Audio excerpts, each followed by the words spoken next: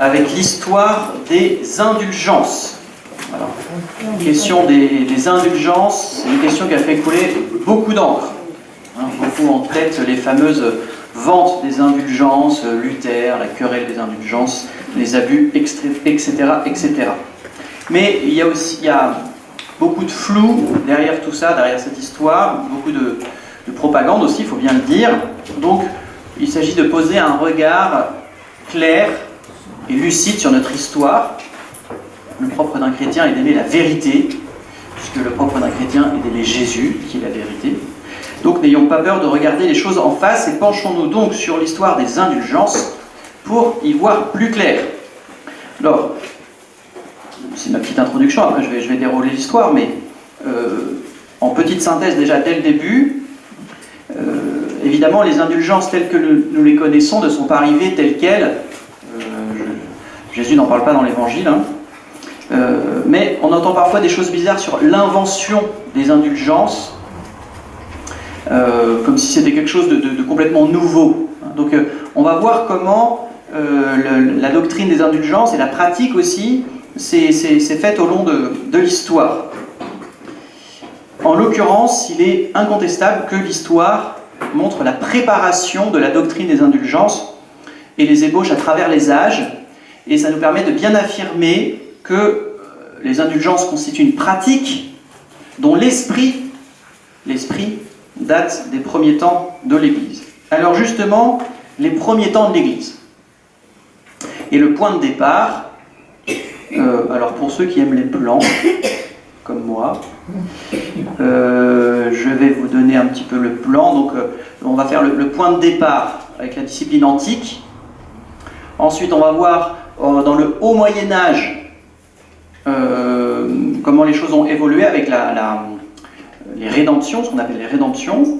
Ensuite l'aboutissement aux indulgences, puis l'abus, les abus et la réforme, et puis nous conclurons ensuite. Donc le point de départ, la discipline antique, la réglementation par les évêques de la discipline pénitentielle. Donc du début de l'ère chrétienne jusqu'au 6e, 7e siècle, la rémission des péchés commis après le baptême est lente et laborieuse. C'est pas aussi simple que chez nous, où vous avez qu'à aller vous confesser au prêtre du coin. C'est l'époque de la pénitence publique. Le pardon de la faute n'est accordé qu'à partir du moment où la pénitence a été accomplie. Aujourd'hui, on vous donne le pardon de vos fautes, et ensuite on vous demande de faire votre pénitence. À l'époque, c'est pas comme ça que ça se passe. Vous êtes pardonné simplement au moment où vous avez fini votre pénitence. Et cette pénitence est imposée par l'évêque. La pénitence est imposée par l'évêque, et voilà, quand la pénitence est accomplie, la faute est pardonnée. Alors évidemment, le pardon, le sacrement de pénitence, est réservé pour les péchés les plus graves. On ne va pas se confesser parce qu'on a volé un sucre à son voisin. On s'accuse de faute lourde. Mais vous voyez que le décalage là, entre le pardon et la pénitence, plutôt la pénitence puis le pardon, fait qu'on ne distingue pas vraiment un élément capital qui existe déjà, mais qui n'est pas vraiment distingué encore.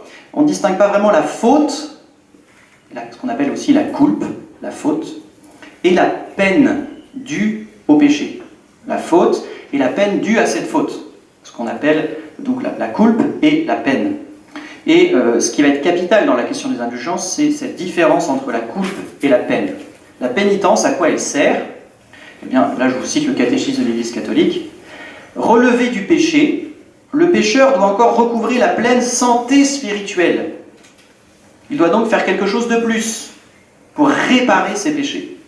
Il doit satisfaire de manière appropriée ou expier ses péchés. Cette satisfaction s'appelle aussi pénitence. Donc vous pourrez retrouver ça dans le numéro 1459 du catéchisme de l'Église catholique. Et donc on n'a pas encore bien compris cette distinction. Elle existe déjà, mais on ne l'a pas encore bien comprise. Alors à l'époque, le pénitent, donc qui a fait une faute par exemple, prenons le cas classique dans les premiers temps de l'ère chrétienne, c'est l'apostasie. Donc il a eu peur de se faire couper la tête, mangé par un lion ou crucifié. Je comprends pas pourquoi. Bref. Et donc il apostasie, notre brave chrétien. Alors, comment ça va se passer? En présence de toute l'assemblée des fidèles, revêtu du sac ou du cilice, le pénitent reçoit l'imposition des mains de l'évêque et était séparé au moins moralement de la communauté chrétienne. Il devait couper ses cheveux et porter pendant tout le temps que durait son expiation des vêtements de deuil. Cette expiation elle-même était rigoureuse et souvent fort longue. Elle peut consister à, donc la pénitence, elle peut consister à coucher sur la cendre, à jeûner, à faire des prières, parfois être exclu même de la célébration des mystères, parfois pendant toute la vie, pour des fautes vraiment graves, comme le meurtre par exemple. Donc, bon, quand on dit parfois dans l'Église qu'il faudrait revenir aux coutumes de l'Antiquité, faut y réfléchir à deux fois. Hein. Donc, il ne faut pas faire d'archaïsation, je ne sais pas comment on dit. D'archéologisme, voilà, merci. Alors cependant, cette pénitence, et c'est là que c'est intéressant, et qu'on commence à percevoir de très très loin la doctrine des indulgences, l'Église adapte déjà la pénitence aux possibilités et aux dispositions du pénitent, qui est d'autre part soutenue par la coopération de l'Église, la prière de la communauté, l'intercession des martyrs, la prière liturgique des prêtres sur le pénitent, dans certains cas aussi, l'intercession des fidèles attendant le martyr dans leur prison joue aussi. Hein, donc vous avez des gens, ils sont prêts, ils sont dans leur prison, là ils vont être martyrisés. Et selon les cas, on peut aller parfois dans certains cas les voir, et les martyrs, futurs martyrs, donnaient aux apostats ou à ceux qui avaient fait un péché un petit billet par lequel la paix leur était donnée. Et ensuite ils allaient présenter ça à l'évêque, et l'évêque pouvait ratifier cette remise de peine d'une certaine manière. Donc, mais ce n'est pas une pure et simple rémission. C'est pas, allez, toute votre peine est enlevée. C'est en vertu de la prière de l'Église, en vertu de la prière des martyrs. Bon, alors vous voyez bien que cette pénitence publique est quand même un petit peu compliquée. Elle est de plus en plus difficile et de moins en moins acceptée par les fidèles chrétiens. D'autant plus que généralement, on ne peut la recevoir qu'une seule fois. D'autre part, les invasions barbares ont provoqué un affaiblissement général du niveau spirituel, parce que les barbares se sont convertis, pour certains d'entre eux en tout cas, mais ils ne se sont pas encore transformés. Les rois mérovingiens, ce n'est pas des parangons de vertu. Hein. Donc au cours du 5e et 6e siècle, l'habitude va se généraliser de demander la pénitence qu'à l'article de la mort. Parce que c'est trop compliqué. Donc on attend le dernier moment, quand on la demande. Et c'est là qu'on va déboucher sur une deuxième période. Alors évidemment, je schématise. C'est pour vous faire montrer les étapes. Donc on arrive sur une autre étape, qui sont les rédemptions du Moyen-Âge. Donc l'observation rigoureuse de la pénitence antique est devenue impossible. Les longs jeûnes d'un semestre, d'un an, de 2, de 5, de 7 ans, qu'ils ordonnent de prescrire, ne se font pas. Et voilà ce que dit un document pénitentiel du IXe siècle. C'est trop de rigueur et de sévérité. De nos jours, nous ne pouvons plus la faire accepter des pénitents, cette pénitence. Donc on ne peut plus faire autrement que de commuer. On va commuer ces pénitences en d'autres choses. Donc cette commutation, c'est ce qu'on appelle une rédemption. Donc la rédemption, c'est quoi? C'est une commutation de la peine. Au lieu de longs jeûnes prescrits par les canons, on va réciter des prières, ou on va donner des aumônes à des pauvres. Et donc c'est là que vous voyez qu'apparaît le lien entre la remise de la peine, d'une part, et de l'argent qu'on va donner en aumône, d'autre part. Et ça, c'est quelque chose de très biblique, en fait, profondément ancré dans la tradition chrétienne. Ce n'est pas du tout une invention de l'Église catholique. Je vous cite le prophète Isaïe, chapitre 58, verset 6. « Voici le jeûne auquel je prends plaisir. Détache les chaînes de la méchanceté, dénoue les liens du joug, renvoie libres les opprimés, et que l'on rompe toute espèce de joug. Partage ton pain avec celui qui a faim, fais entrer dans ta maison le malheureux sans asile. Si tu vois un homme nu, couvre-le, et ne te détourne pas de ton semblable. Alors ta lumière poindra comme l'aurore, et ta guérison germera proprement. » Ta guérison spirituelle. Donc la guérison spirituelle, le pardon des péchés, est liée avec la pratique de la charité. Je vous cite aussi le livre de Tobie, chapitre 12, versets 8 et 9. « La prière avec le jeûne est bonne, et l'aumône avec la justice vaut mieux que la richesse avec l'iniquité. L'aumône délivre de la mort et elle purifie de tout péché. Ceux qui pratiquent l'aumône auront la vie éternelle. Et enfin, il y en aurait d'autres, mais je vous cite enfin le Siracide, chapitre 3, verset 30. De même que l'eau éteint le feu ardent, ainsi l'aumône expie les péchés. Il y a donc quelque chose de très traditionnel dans le courant qui reconnaît à l'aumône une efficacité de premier ordre pour la rémission des péchés. Alors ça peut nous sembler bizarre, hein, mais en tout cas c'est très biblique. Depuis toujours, on sait que la charité couvre une multitude de péchés. Et l'aumône, c'est une manière de pratiquer la charité, une manière comme une autre. Et depuis toujours également, l'Église fait attention à adapter, on l'a déjà vu d'une certaine manière dans l'Antiquité, mais l'Église fait attention à adapter la pénitence aux dispositions du pénitent. Le but est de rejoindre le pécheur dans son état de péché, et non pas d'exiger de lui des choses qu'il n'est pas en état de fournir. Si on exige une pénitence trop haute, le pécheur ne sera pas en état de la fournir. Alors on va se rapprocher de lui pour ensuite le faire monter d'une certaine manière. Donc on entre donc dans une deuxième période, si on peut dire, la période des rédemptions. Donc je vous l'ai dit, c'est schématique, les habitudes se transforment, mais elles se transforment graduellement. Le premier concile que nous voyons s'occuper de ce système de rédemption se tient près de Mayence en 895. Donc s'il y a un concile en 895, ça veut dire qu'il y a déjà une pratique depuis longtemps. Hein. D'après le droit, l'homicide volontaire, c'est ce que rappelle le concile, hein, l'homicide volontaire entraîne une pénitence de toute la vie. Mais la sollicitude pastorale fait réduire la pénitence à 7 ans. Donc là, c'est évidemment indépendamment de ce qui concerne la justice civile, hein. On est bien d'accord. Hein. Elle comporte pour le meurtrier un certain nombre de privations et d'interdictions que le concile précise. Par exemple, il devra sortir à partir du credo, des choses comme ça. Ou alors il devra rester à la porte de l'église pendant 10 ans, sans pouvoir rentrer dedans. Et donc, certain nombre de privations d'interdictions, notamment de longues semaines de jeûne, mais ces jeûnes peuvent être compensés par des aumônes. Donc on va racheter, c'est pour ça qu'on appelle ça une rédemption. Ça vient de redimere en latin qui signifie racheter. La rédemption que le Christ nous apporte, c'est le rachat de nos péchés. Là, ce n'est pas le rachat du péché, c'est le rachat de la peine due au péché. Hein, de la peine. De ce fait, du 7e au 11e siècle, se répand et se codifie la pénitence privée. Maintenant, l'évêque, il ne peut pas suffire à tous les pénitents. Parce qu'on l'a dit, dans l'Antiquité, normalement, c'était l'évêque qui réconciliait les pénitents. Voilà, mais il ne peut plus s'occuper de tout le monde, évidemment, et la confession n'est plus publique. Point très important également, la pénitence se déplace. Elle n'est plus préalable au pardon, mais elle suit le pardon, comme maintenant. Donc on distingue plus la faute remise par la réconciliation et la peine, qui est une conséquence de la faute. Puisque la peine suit le pardon, on comprend mieux qu'elle n'est plus une rémission du péché lui-même, mais de la dette temporelle due pour le péché.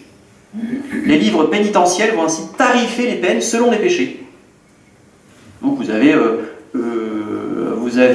voilà, vol égale tant de prières, vol de 50 € égale tant de jeûne, vol de 100 € égale tant de jeûne. Puis vous avez des livres comme ça et puis c'est marqué. Vous avez des tarifs. C'est pratique pour le confesseur. Donc la pénitence consiste surtout en des jeûnes, mais aussi en des prières. Elle peut être commuée par le confesseur en de bonnes œuvres, plus commodes à accomplir et plus réalistes vu la situation du pénitent, mais que l'on juge équivalentes. Par exemple, un pèlerinage. Enfin, un pèlerinage, ça vous vaut un mois de jeûne, par exemple. Ou des aumônes. Donc de personnel et privé, la commutation devient une discipline générale. C'est-à-dire que ce n'est pas simplement le prêtre dans son particulier avec son petit pénitent qui va faire son système de commutation. C'est général, il y a un livre, c'est prévu, c'est codifié. Et ça va s'élargir en fonction de la spiritualité du temps. Outre des aumônes, elle comporte des pèlerinages au sanctuaire fameux, l'assistance à des cérémonies particulières dans certaines églises, la participation aux frais de construction d'une église ou même d'un hôpital. Pour tel péché, c'est tant.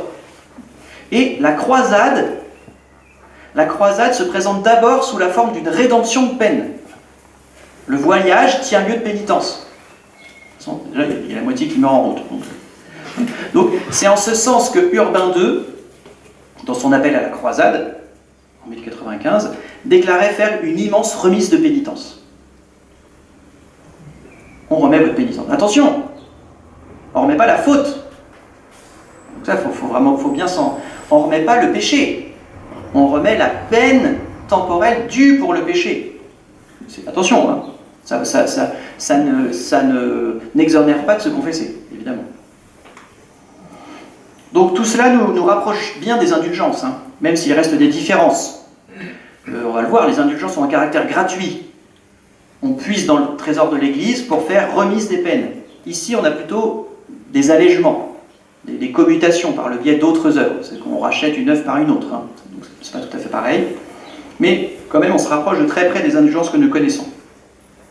Donc les rédemptions du Moyen-Âge ne sont pas encore des indulgences, mais elles vont y aboutir naturellement. Alors justement,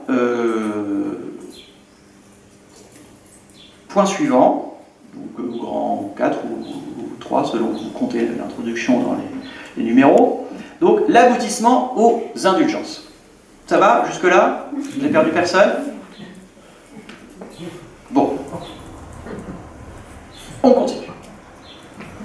La première indulgence plénière est accordée par Urbain au concile de Clermont en 1095, en faveur des croisés.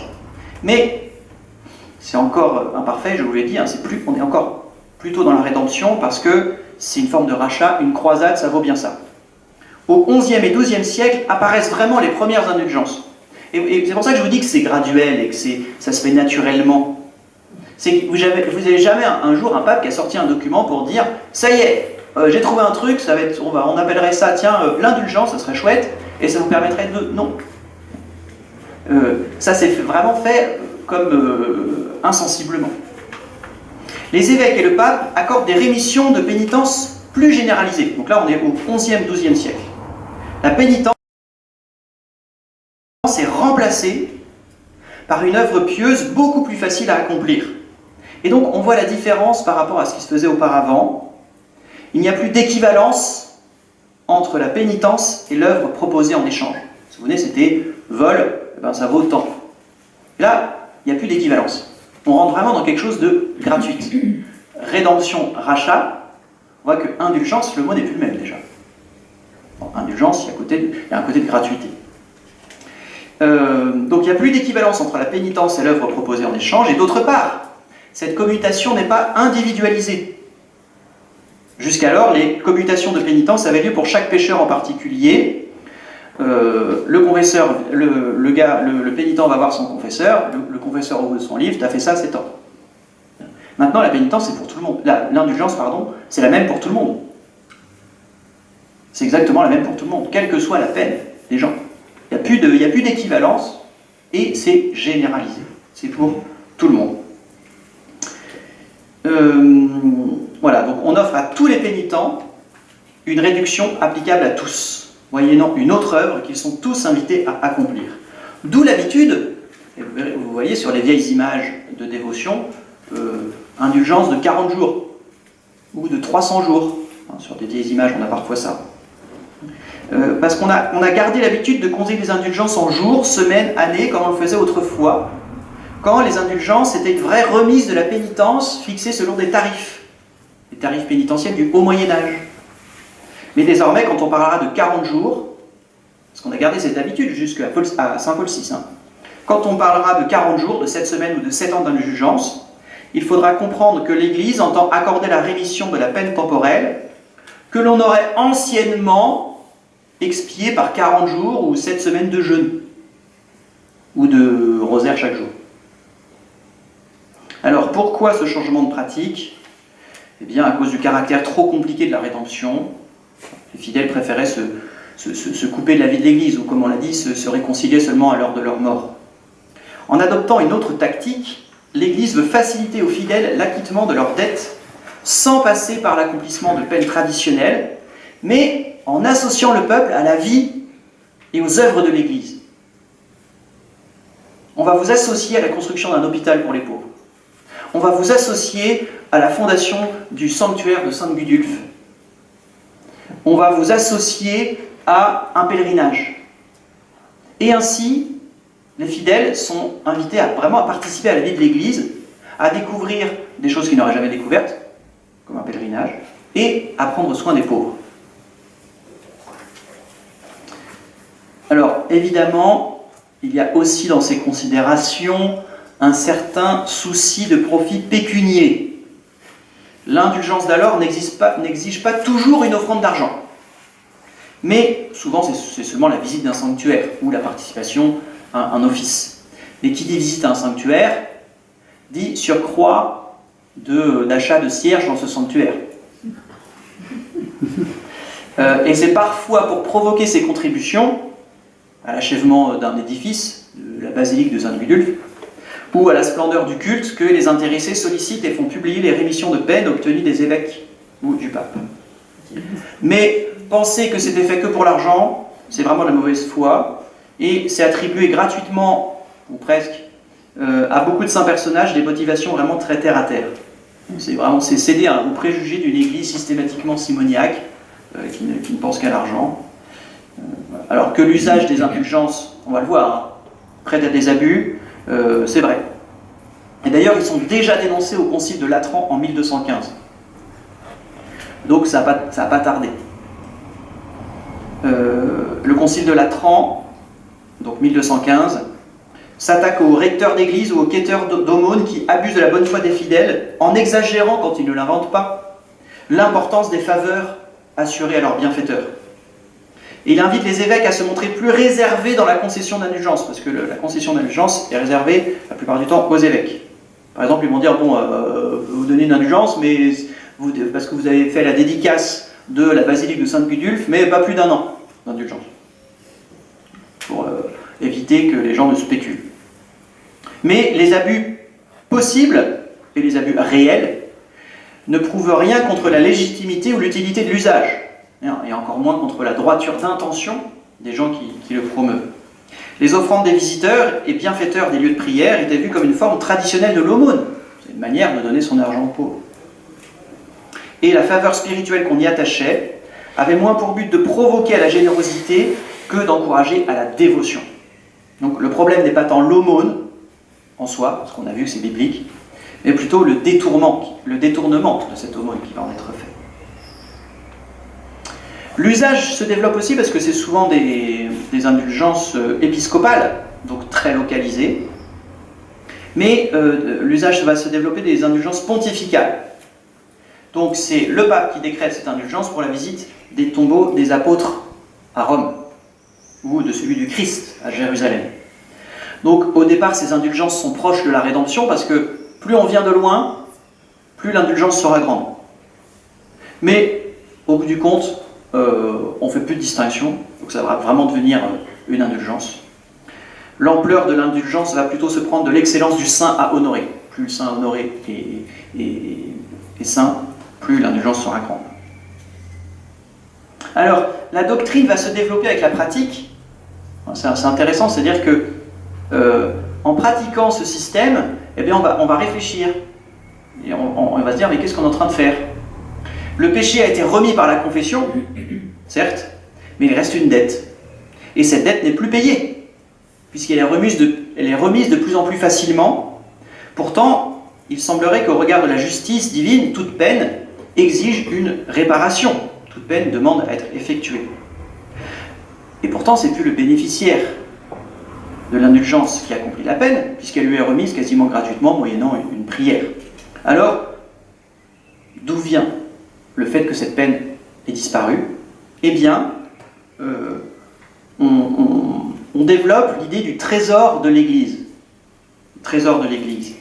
Les satisfactions surabondantes des saints, l'amour incroyable de notre Seigneur sur la croix, de la Sainte Vierge Marie, de tous les saints, ont acquis à l'Église un énorme trésor de mérite, un énorme trésor de charité, dans lequel l'Église peut puiser et l'attribuer à qui bon lui semble. Donc finalement, c'est un développement de la doctrine de la communion des saints. C'est-à-dire qu'on est tous en réseau, on est tous branchés sur le même réseau, le réseau de l'Église.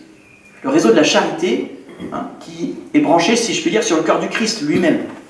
Alimenté par l'amour qui sort du cœur du Christ, l'amour qui sort du cœur des saints, Et à partir du moment où nous sommes baptisés, nous sommes des rameaux de la vigne, nous sommes sur la vigne, et nous pouvons profiter de toute cette vie, de toute cette charité, de tout cet amour qui coule du cœur du Christ. Voilà ce que disait, c'est très beau, Paul Claudel. Alors il le dit à la manière littéraire, donc là on n'est plus dans la théologie, mais presque. Nous ne disposons pas seulement de nos propres forces pour aimer, comprendre et servir Dieu, mais de tout à la fois, depuis la Vierge bénie à la cime de tous les cieux, jusqu'à ce pauvre lépreux africain qui a une sonnette à la main, se sert d'une bouche à moitié pourrie pour exhaler les réponses de la messe. Toute la création visible et invisible, toute l'histoire, tout le passé, tout le présent et tout l'avenir, toute la nature, tout le trésor des saints multiplié par la grâce, tout cela est notre prolongation et notre prodigieux outillage. Tous les saints, tous les anges sont à nous. Nous pouvons nous servir de l'intelligence de saint Thomas, du bras de saint Michel, du cœur de sainte Jeanne d'Arc et de Catherine de Sienne, et de toutes ces ressources latentes que nous n'avons qu'à toucher pour qu'elles entrent en ébullition. Tout ce qui se fait de bien, de grand et de beau, d'un bout à l'autre de la terre, tout ce qui fait de la sainteté, comme un médecin dit d'un malade qu'il fait de la fièvre, c'est comme si c'était notre œuvre. L'héroïsme des missionnaires, l'inspiration des docteurs, la générosité des martyrs, le génie des artistes, la prière enflammée des clarisses et des carmélites, c'est comme si c'était nous, c'est nous. Du nord au sud, d'alpha jusqu'à oméga et du levant à l'occident, cela ne fait qu'un avec nous, nous revêtons, nous mettons en marche tout cela. Ça nous fait bien comprendre hein, cette idée du trésor de l'Église. Et Saint Jean de la Croix dit également « Miens sont les cieux, et mienne est la terre, et à moi les peuples. Les justes sont à moi, et à moi les pécheurs. Les anges sont à moi, et la mère de Dieu est à moi, et toutes les choses, et Dieu même est à moi, et pour moi, parce que le Christ est à moi, et tout entier pour moi. » On n'est peut-être pas assez ambitieux dans notre façon de comprendre la communion des saints. Bon.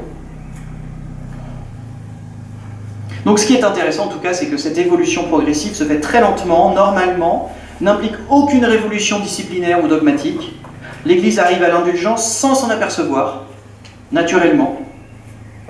Celle-ci découle des principes de la foi catholique.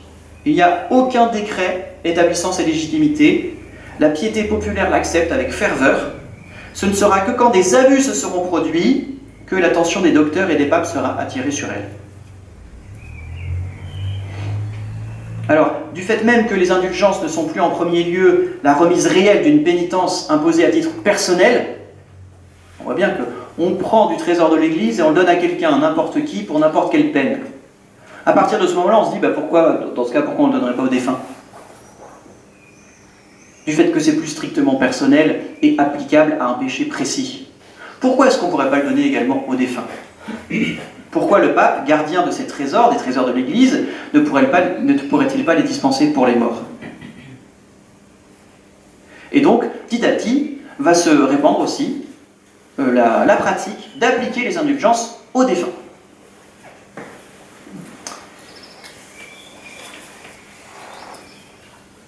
Alors ensuite, abus et réformes. Ça va jusque c'est bon? Ça va, on peut passer aux abus et aux réformes? Restez concentrés, hein. Abus et réformes. Alors, ces abus peuvent... Alors, le problème, c'est que, vous voyez, on connaît beaucoup les abus, mais on ne connaît pas beaucoup la doctrine qui est en dessous. C'est ça qui est dommage. Alors, bon, maintenant, la culture se perd tellement qu'on ne connaît même plus les abus, si ça se trouve. Mais on a quand même cette idée de vendre des indulgences. Et on voit bien, nous prêtres, quand on parle d'indulgence, les gens ne sont pas tout à fait à l'aise avec ça. On n'est pas trop à l'aise avec les indulgences parce que on a dans la tête ces idées de vente, de trafic et voilà, donc, qui se passe au moment de Luther. Alors, parlons-en. La vente des indulgences. L'Église aurait littéralement fait commerce de ses faveurs spirituelles, trafic d'autant plus scandaleux que l'objet en aurait été non pas seulement la rémission de la peine due au péché, mais la rémission du péché lui-même. Ainsi, pour quelques pièces, on pouvait s'acheter son salut. En plus, c'est réservé aux riches. Le sacrement de pénitence est remplacé par la recette. On imagine un gros pape bien gras, assis sur son tas d'or, qu'il a acquis grâce à la vente des indulgences. Alors évidemment, c'est un tableau légèrement déformé. La justice demande cependant qu'on en reconnaisse quelques traits. Disons déjà que jamais, alors là, jamais, J-A-M-A-I-S majuscule, l'Église n'a pensé, n'a dit ou n'a prêché qu'une indulgence absolvait de la culpe, de la faute, du péché lui-même. Jamais. Une pénitence n'a jamais servi à pardonner les péchés. Jamais. Ce qui fait qu'on ne peut pas s'acheter son salut. Ce n'est pas possible. Pas possible. Au XVIe siècle en particulier, c'est-à-dire en pleine réforme protestante, les bulles d'indulgence et les instructions à l'usage des prédicateurs et des confesseurs mentionnent régulièrement la contrition et la confession parmi les conditions préalables de toute indulgence à gagner. Donc, pour obtenir une indulgence, il ne suffit pas simplement d'avoir de l'argent. Il faut se convertir. Pourquoi ? Parce qu'il faut se confesser. Il faut avoir la contrition et il faut communier. Donc, prêcher les indulgences, c'est pas simplement prêcher des sous, c'est prêcher, convertissez-vous, croyez à l'évangile et repentez-vous de vos péchés. Nécessairement, ça va forcément ensemble. Les fêtes, F-A-I-T-S, qui semblent justifier le mot de vente des indulgences, résultent de l'extension démesurée pris par ce que l'on a appelé les indulgences aumônes. Bon, parce qu'il y a des tas d'indulgences qui ne posent aucun problème. S'il s'agit de vous avez une indulgence parce que vous faites un pèlerinage, ça choque personne. Enfin, j'espère, donc, je pense. En tout cas, ça choque moins. Le problème, c'est les indulgences aumônes. Le principe, on l'a dit, hein, le principe n'est pas étranger du tout à la culture biblique. L'aumône, qu'elle soit en faveur d'une indulgence ou d'une œuvre bonne quelconque, a une valeur morale très réelle, et l'Église, en y attachant une indulgence, ne fait que reconnaître cette valeur morale réelle de l'aumône. La concession de cette faveur n'a rien d'un trafic. Mais il y a tout de même des risques de spéculation, puisque tant qu'il y a de l'homme, il y a de l'hommerie. Et dès qu'il y a de l'argent, il y a encore plus d'hommerie. Hein. Voilà pourquoi le concile de Latran, je le dis tout à l'heure, restreignit à 1 an l'indulgence qu'il est permis aux évêques d'accorder au jour de la dédicace ou de la consécration d'une église. Et les papes eux-mêmes évitèrent au départ d'accorder aux bienfaiteurs des églises ou des œuvres autre chose que des indulgences partielles, pour ne pas trop attiser les convoitises. Mais la faveur dont jouit parmi les fidèles l'indulgence plénière du jubilé les fit ensuite un petit peu se relâcher de cette réserve. Le premier jubilé accordé par Boniface VIII, nous le savons, est en 1300, ne comportait aucun versement d'aumône. La visite pendant 15 ou 30 jours des églises de Saint-Pierre et de Saint-Paul à Rome suffisait à mériter la remise totale des peines dues à des péchés. Bon, vous voyez, c'est quand même, c'était plus compliqué hein, pour avoir l'indulgence plénière. Hein. Il fallait visiter pendant 15 ou 30 jours. Nous, il suffit d'aller aux Ardilliers. Mais, il y a beaucoup de gens en 1300 qui vont à Rome, alors les commerçants, ils sont plutôt contents, quoi. Et donc, ils disent au pape, on pourrait peut-être... c'est bien, les gens se confessent. Il faut leur redire de venir se reconfesser, surtout chez nous. Et donc, sur les instances des Romains, les papes fixèrent le renouvellement du jubilé d'abord à tous les 100 ans, puis après tous les 50, tous les 33, et finalement tous les 25 ans. Ils ne sont pas descendus en dessous. Et à ces jubilés ordinaires ou périodiques vont s'ajouter des jubilés extraordinaires. Par exemple, il y a eu un jubilé de la miséricorde. Parfois à l'avènement d'un nouveau souverain pontife, mais aussi à l'occasion de besoins, de dangers, de situations graves où se trouvait la chrétienté ou une partie de la chrétienté. Et en même temps, la multiplication de ces faveurs faisait ajouter aux conditions requises pour y avoir part, les aumônes qui étaient offertes vont devenir sollicitées. Hein, c'était pas simplement bon, et si vous voulez au passage de venir à Rome, vous pourrez donner quelques pièces aux pauvres. Non, c'est pour avoir l'indulgence, il faudra donner quelques pièces. Devant ce succès, les papes furent tentés d'étendre la pratique. Boniface IX étendit le jubilé de 1390 à d'autres villes italiennes, ou même allemandes, donc même plus à Rome. Pour se soutenir face à un antipape, les papes accordèrent des indulgences particulières pour les aider à lutter contre les Turcs, et même faveur du pape Jules II en 1506, à ceux qui contribueraient à la construction de la basilique Saint-Pierre. Hein, et c'est sans doute ça, contre ces indulgences précisément, que Luther s'est élevé, la construction de la basilique Saint-Pierre. Mais les princes, les évêques et les empereurs ou les rois, ils voient partir plein de sous à Rome. Alors, ils ne sont pas très contents, surtout que ça évite les taxes et les impôts. Et donc, ils vont se dire, bon, ok, je veux bien que vous prêchiez une indulgence, mais je veux 10%. Exemple, je vous le cite parce que c'est quand même cocasse. Albert de Brandebourg, archevêque de Magdebourg. Parce que parfois on se dit, disons que ça va vraiment mal dans l'église. Bon, rassurons-nous. Albert de Brandebourg, archevêque de Magdebourg, administrateur d'un autre diocèse et archevêque élu d'un autre diocèse. Alors il veut cumuler ces 3 sièges, parce que qui dit siège dit sous. Alors la curie lui dit, ok, mais à une condition, lorsqu'on va prêcher l'indulgence pour la construction de Saint-Pierre, les fidèles feront des offrandes, et il faudra mettre 10 000 ducats de côté pour la curie.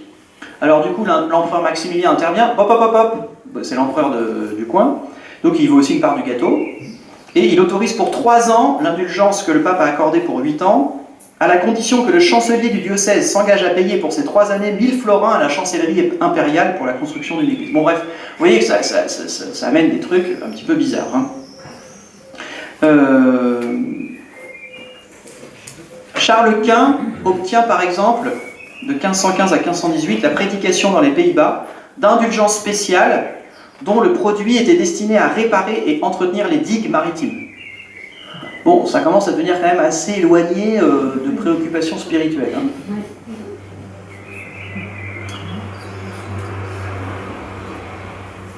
Bien. Alors, évidemment, il faut toujours se confesser, il faut toujours communier, etc. Donc il y a toujours les conditions spirituelles. Mais il y avait quand même des abus qui se glissaient, parfois des populations pas très bien éduquées religieusement. Et voilà, c'est la doctrine dénoncée par Luther dans ces fameux, vous savez, c'est les thèses, 95 thèses qu'il a affichées sur la porte de l'église de tous les saints dans je ne sais plus quelle ville. Württemberg. Thèse numéro 27. Il prêche des inventions humaines, ceux qui prétendent qu'aussitôt que l'argent résonne dans leur caisse, l'âme s'envole du purgatoire. Une pièce tombe dans la caisse et l'âme elle s'envole au ciel. Mais remarquez que lui-même n'est pas absolument contre les indulgences. Et voilà ce qu'il dit dans Thèse 41. Il faut prêcher avec prudence les indulgences du pape, afin que le peuple ne vienne pas à s'imaginer qu'elles sont préférables aux bonnes œuvres de la charité. Je suis tout à fait d'accord avec Luther. Et Thèse 49. Il faut enseigner aux chrétiens que les indulgences du pape sont bonnes s'ils ne s'y confient pas, mais il est plus funeste si pareil ils perdent la crainte de Dieu. Je suis tout à fait d'accord. Alors parmi les prédicateurs un petit peu outranciers, on a eu le fameux Tetzel, T-E-T-Z-E-L, un dominicain. Mais lui qui était si outrancier, il avait prévu quand même la conduite à tenir pour que les pauvres, même sans argent, puissent bénéficier de l'indulgence. Donc vous voyez, ce n'est pas simplement les riches qui peuvent s'acheter leur salut. Voilà ce qu'il disait. Personne ne doit être renvoyé sans avoir eu part aux grâces concédées par la bulle pontificale, car il ne s'agit pas moins du bien des fidèles que de la construction de la basilique Saint-Pierre. Ceux donc qui n'ont pas d'argent doivent à la place offrir des prières et des jeûnes. Le royaume des cieux, en effet, ne doit pas ouvrir ses portes aux riches plus qu'aux pauvres. Voilà. Pourtant, Tetzel, il n'était pas très fin, quoi, hein. Alors, donc il y a beaucoup d'exagérations, beaucoup d'abus, et donc il y a les évêques qui vont se plaindre à Rome et pour dénoncer les abus. Ils n'ont pas attendu Luther pour ça. Ces abus furent criants, mais il ne faut pas oublier que les indulgences restaient très populaires, que les foules envahissaient les églises lors de leur prédication. La confession toujours exigée avant le gain de l'indulgence était une occasion de rénovation morale. Les ressources recueillies servirent souvent à des œuvres d'utilité générale. Donc ça, vous savez, tout le XVIe siècle est parfois très sombre, hein, bien plus que certaines parties du Moyen-Âge. Et l'argent recueilli a aussi beaucoup servi l'Église à soutenir, même socialement, beaucoup de populations. Bon, bref. Aussi, le Concile de Trente, donc fin du XVIe siècle, veut-il faire comprendre que le trésor spirituel de l'Église doit servir non point à procurer des revenus, mais à alimenter la piété. Et donc il va mettre un coup de frein extrêmement fort aux indulgences aumônes, le Concile de Trente. Déjà, dès le jubilé de 1525, Clément VII avait modifié les clauses pour remplacer l'argent par la récitation de prières. Et en 1575, tout l'argent, ça sera simplement du bonus. Si vous voulez donner de l'argent, vous en donnez, mais ça ne fait plus partie des conditions de l'indulgence. Et donc, quasiment dès la fin du XVIe siècle, il n'y a plus d'indulgence au monde.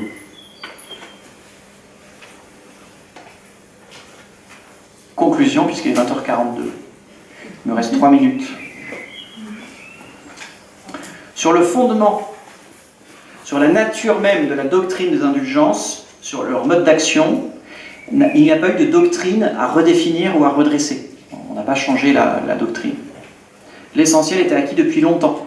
Et les abus n'avaient jamais atteint le principe même de l'institution des indulgences. Car à côté des aumônes, les indulgences, même plénières, avaient toujours compris des œuvres religieuses, comme on l'a dit, les jeûnes, les pèlerinages, les prières. Les indulgences sont donc très utiles. Malgré tout, le Concile de Trente a émis le vœu que l'Église ne les accorde qu'avec modération. C'est le jubilé, mais on ne vous parle pas à chaque homélie des indulgences. Il faut les prêcher avec modération. Leur utilité ne doit pas être exagérée. Les indulgences procurent la rémission, la diminution, la suppression des peines du purgatoire. Elles sont donc très utiles, elles sont une belle miséricorde qu'on peut faire aux défunts. Elles ne produisent pas par elles-mêmes l'amélioration morale. Ce n'est pas l'indulgence qui produit l'amélioration morale.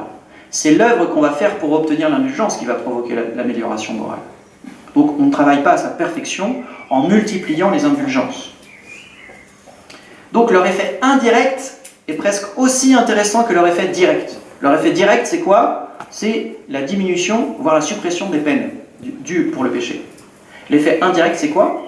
C'est que pour obtenir cette rémission, je vais devoir faire un pèlerinage, m'occuper des pauvres, etc. Donc c'est cet effet indirect et presque aussi valable que l'effet direct. Elles vont développer le sens social des chrétiens, nous faisant comprendre que nous appartenons solidairement par-delà le temps et l'espace à toute l'Église. J'ai jamais autant parlé de la communion des saints que cette année. Merci le jubilé, merci les indulgences.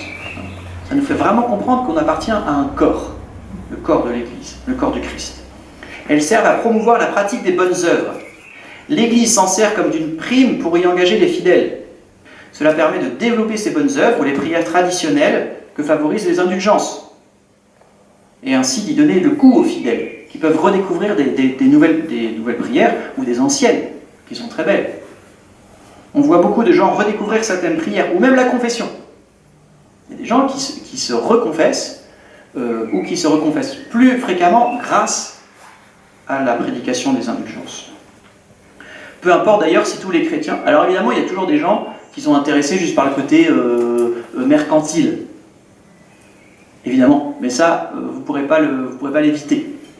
Il y a des gens, ils portent le scapulaire uniquement pour des questions de superstition. Ça, vous ne pourrez pas l'éviter. Tout ce qu'on peut faire, c'est évangéliser tout ça, le christianiser, pour que ça produise un beau fruit. Ce n'est pas à des gestes machinaux ou à des formules sans âme que l'indulgence est attachée. Et force est donc bien à qui veut la gagner d'animer d'une intention religieuse ses œuvres spirituelles.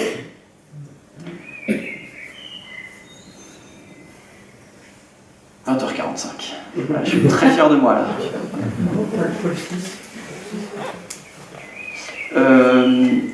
Paul VI a écrit un très beau document qui vous est synthétisé en très très synthétique dans le sanctuaire de Notre-Dame des Ardiliers, où vous avez une petite fiche où sont rappelées quelques paroles des papes, notamment de Saint Paul VI, dans la, je ne pense pas que ce soit une encyclique, Indulgentiarum Doctrinam, donc la doctrine des indulgences. Donc c'est un document de Saint Paul VI, la doctrine des indulgences, qui rappelle tout ce qui a toujours été dit, avec des mots peut-être d'aujourd'hui, mais qui ne changent rien d'une manière à la doctrine, sauf qu'il dit, maintenant on ne parle plus de 40 jours, 7 ans ou 10 ans, c'est indulgence partielle ou indulgence plénière. Voilà. Donc soit ça enlève toute la dette due pour le péché, indulgence plénière, soit ça enlève une partie de la dette. Combien? Ça dépend de votre charité et de l'œuvre que vous accomplissez. Voilà, et donc il les rappelle, et donc c'est un beau document que vous pouvez lire en cette année du jubilé. Mais je sens que notre curé veut dire un mot de plus. Non? C'est pas différent. Voilà, mais j'ai pas plus d'éléments. Et il y a aussi un petit document qui s'appelle le manuel des indulgences, qui répertorie toutes les indulgences qui existent. Vous avez un petit manuel où tout est marqué dedans. Et il y a aussi un petit rappel de qu'est-ce que c'est une indulgence. Ça s'appelle le manuel des indulgences.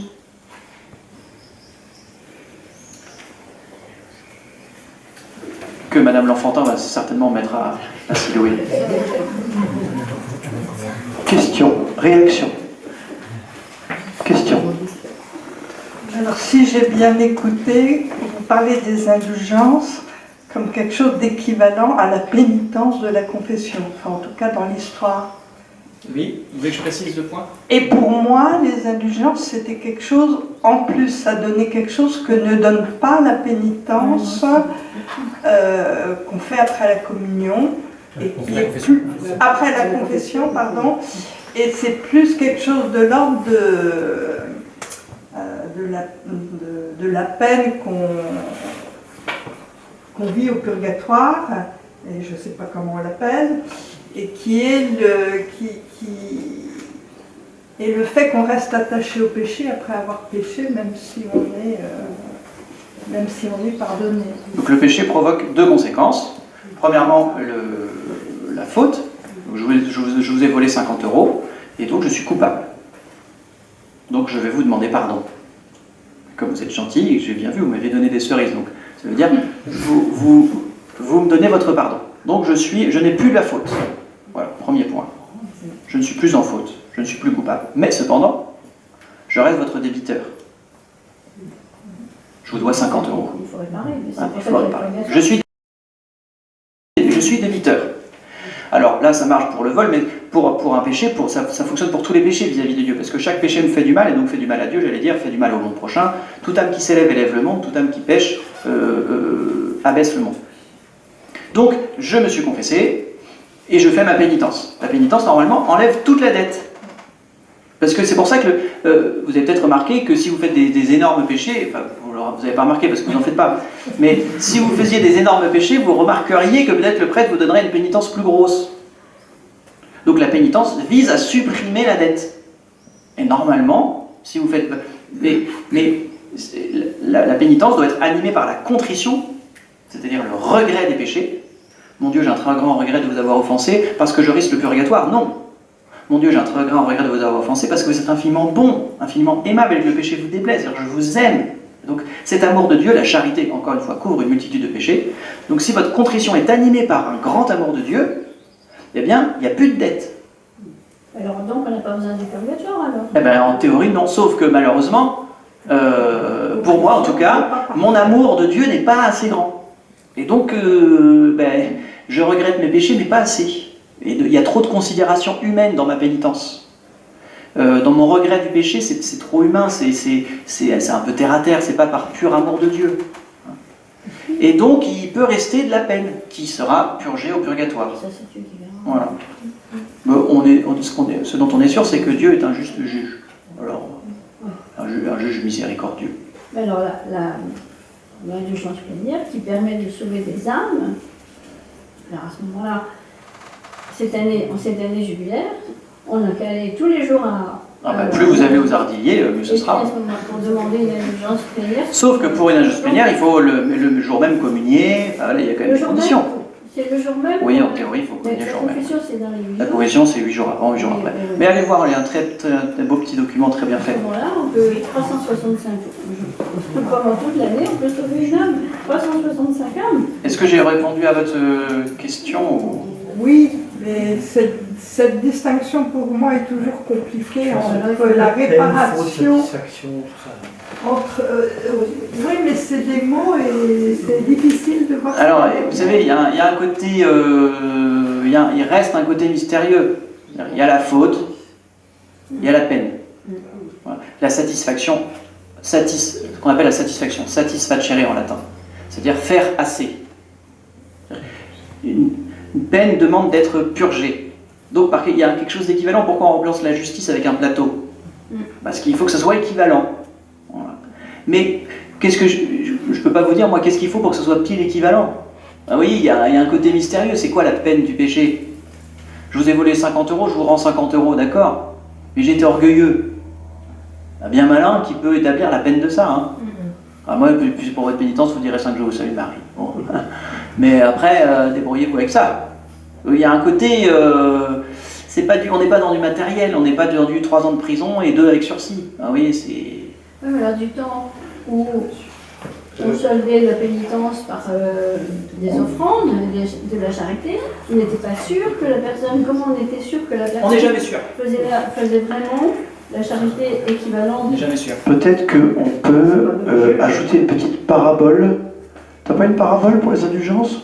Elle est bien, cette petite parabole. Il y a une parabole du Père sur les indulgences, et le temps qui se remette dedans, moi je vous en fais une autre si vous voulez. En fait, quand on commet un péché, il y a une espèce de parfum qui va avec. Un parfum qui pue, pardon. Un parfum qui sent mauvais. Et donc, le parfum, il demeure même quand j'ai reçu le pardon de mes péchés. Il y a un petit parfum. Pour éliminer le parfum, il faut du temps. Une bonne douche, et puis un déodorant, enfin, vous voyez, c'est ça, oui. Et ça, c'est les indulgences, oui, pour retirer le parfum. C'est une parabole, allez. Une petite parabole. Imaginez que le presbytère prenne feu. On en a vu d'autres, on a vu même la Notre-Dame de Paris. Hein. Eh bien, les pompiers arrivent, et puis ils éteignent le feu. Donc voilà, le feu éteint, ça c'est le pardon des péchés, mais après il faut en mettre en état. Et donc là, va falloir faire appel parce que tout seul on ne va pas pouvoir mettre grand chose en état, donc il va falloir faire appel au secours. Et donc là, on va avoir besoin de la pénitence et des indulgences. Mais je vais peut-être raconter une autre histoire, à mon avis, qui me paraît peut-être plus opérante. Parce que moi, il faut le temps que ça me remonte en tête. Imaginez un enfant à la maison, et puis il est en colère, et donc il prend la corbeille à papier de son père, et puis il balance les papiers partout dans son bureau. Et puis papa arrive, il se dit, il regrette. Alors au départ d'ailleurs, il regrette parce qu'il a peut-être se prendre une claque, mais bon, finalement il regrette pour de vrai d'avoir fait ça, parce que c'est pas gentil de faire ça à son papa qui travaille pour lui, sa maman, etc. Bref, donc il regrette. Donc il se précipite au pied de son père, un peu comme l'enfant prodigue, et il demande pardon à papa. Alors papa lui dit, je t'accorde mon pardon. Et il reste qu'il va falloir ramasser tous les papiers maintenant. Alors lui-même, s'il demande pardon de tout son cœur, il va se précipiter pour ramasser tous les papiers par terre. Mais il en a tellement mis que ça va être très compliqué pour lui de faire ça rapidement. Alors qu'est-ce que fait? Maman s'y met. Et puis les frères et les sœurs aussi s'y mettent. Et donc en fait, vous voyez que là, il va piocher dans le trésor de l'Église, parce que les frères et les sœurs, la maman, c'est la Sainte Vierge et puis les saints. Et donc on va faire appel au trésor de l'Église pour faire ce que lui, il va avoir du mal à faire tout seul. Mais vous vous rendez bien compte qu'au départ, il faut le regret, parce que sans ça, tout le reste ne sert à rien. Donc lui-même, il se précipite, mais il a le pardon, et puis après, il se précipite, il a le pardon, puis il se précipite pour tout ramasser par terre les papiers, mais tous ceux qui viennent en aide, en fait, c'est le trésor de l'Église qui vient pour, voilà, c'est une image des indulgences. Je pense qu'il est peut-être plus partante. Quelqu'un d'autre? Question? Réaction? Allez-y. Il vous reste 4 minutes, 3 minutes 35. Donc on a intérêt à se confesser le plus souvent possible pour avoir... en fait, oui, je rajouterai l'histoire dans mon petit truc. Mais je vous relis quand même ce que je vous ai dit au début du catéchisme.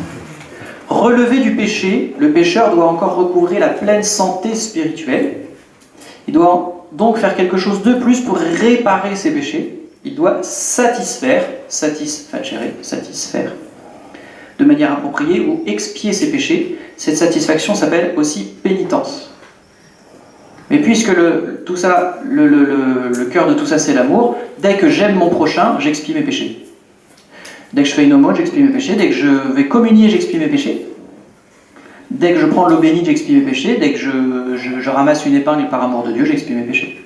C'est beaucoup plus large que simplement les indulgences. Pour reprendre l'idée des indulgences qu'on pioche, Parlez dans le micro, parce que pour reprendre l'idée des indulgences qu'on pioche dans le trésor de l'Église, quand c'est pas une année jubilaire et qu'il n'y a pas d'indulgence, alors il faut attendre 25 ans pour...